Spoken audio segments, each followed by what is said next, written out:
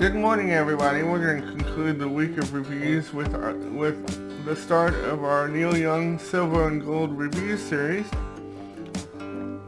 We're going to start things off in this series by looking at the record, which was released on April 25th, 2000. This is an acoustic record. Some of the songwriting dates back to the 80s. For example, the title track,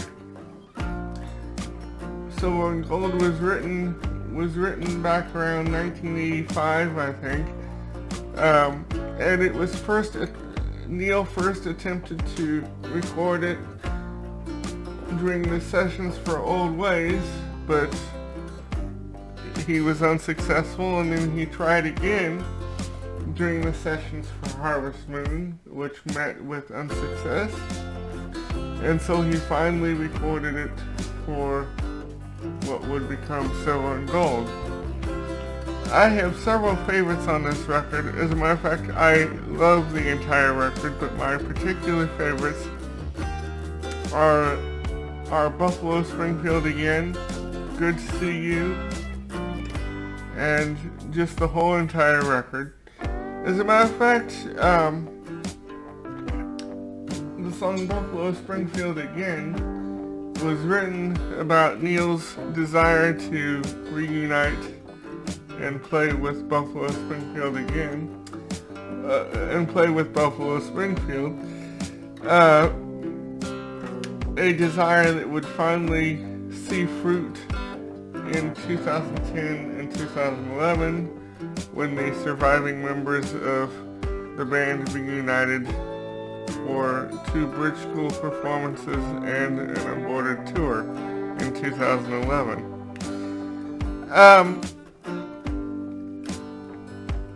The cover photo for Silver and Gold was taken by Neil's daughter Amber Jean, I believe, with her Game Boy camera, which is I think why it is rather blurry. But then again, Neil likes unusual covers, or he likes to have fun with his album covers, and so this picture was right up his alley, I would say. We have the band for Silver and Gold consisted of Jim Keltner on drums, Kenny Buttrey also on drums, and he was billed as Oscar Butterworth, which I believe is a play on Oscar Mayer and Mrs. Butterworth. And he would also be billed as Oscar Butterworth on the Unplugged CD, but that's another review. And of course we have the ever-present Ben Keith on steel, and he also co-produced the record with Neil. And we have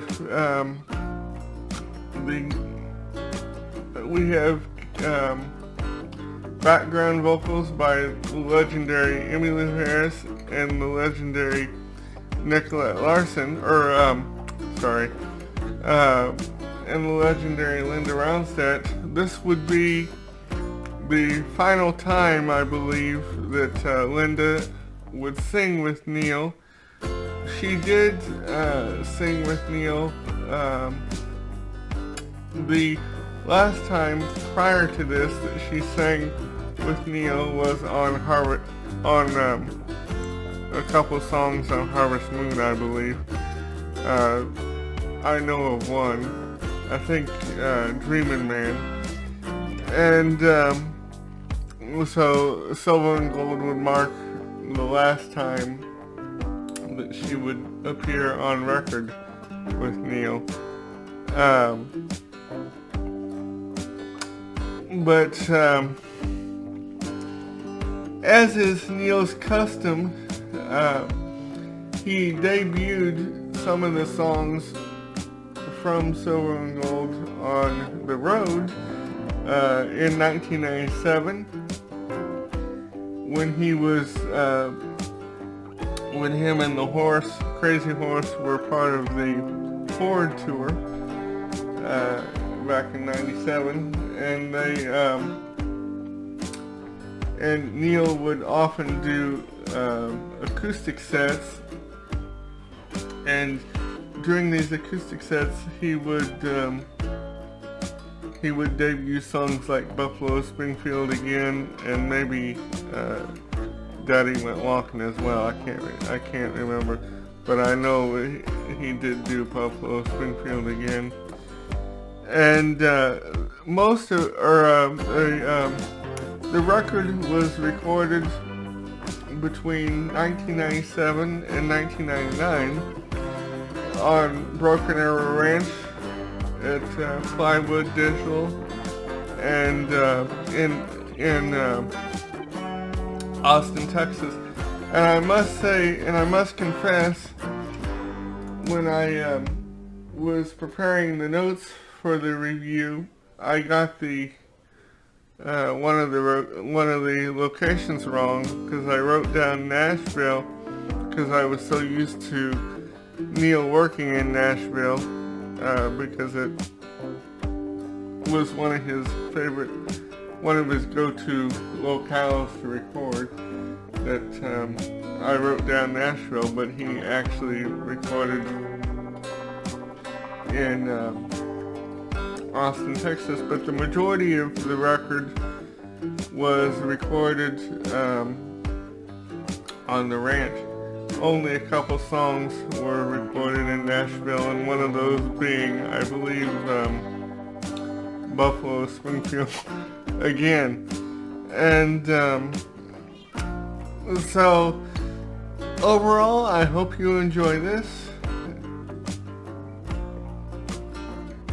I wanted to add a little addendum to the end of this video because I forgot to say something. The song Raise Your Love, which is another example of years old songwriting, dates back to the mid 80s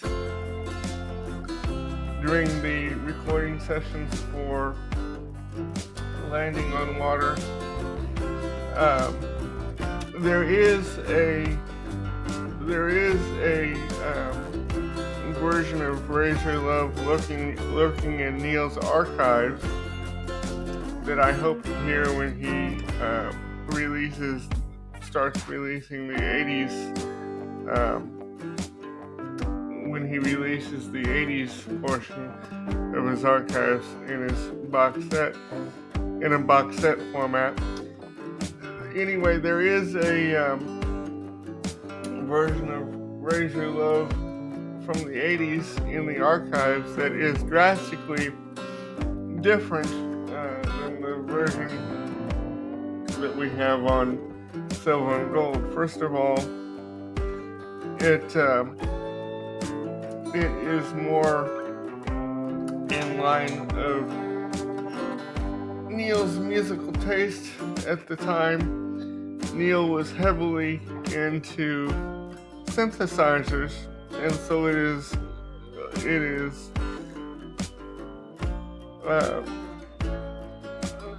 synthesizers are in pretty extreme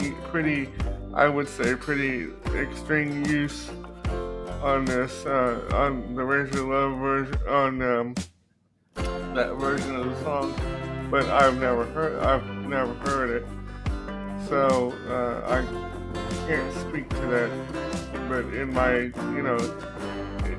my knowledge of Neil, I would say that it is probably I know because I first heard about the version in a Neil book, and they said it was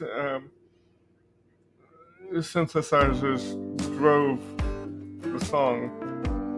And then again, something that I just thought of is that in, I believe 1997 maybe, Neil and the Horse did a electric version of it on either the Year of the Horse, the Broken Arrow tour, or the Horde tour. I can't pinpoint when, but so Razor Love has had many incarnations through the years, but this the acoustic incarnation is probably my favorite.